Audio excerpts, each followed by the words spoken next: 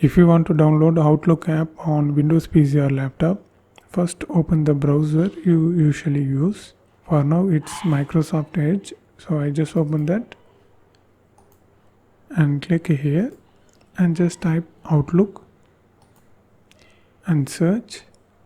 Then open this first link, Outlook. Now sign in to your Outlook account. Next,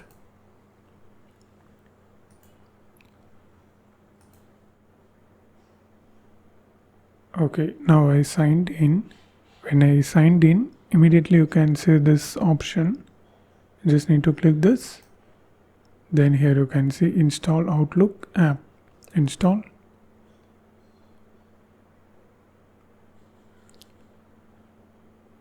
So it's done. It's installed and open. Click desktop shortcut.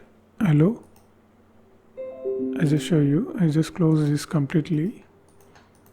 Then here you can see Outlook app.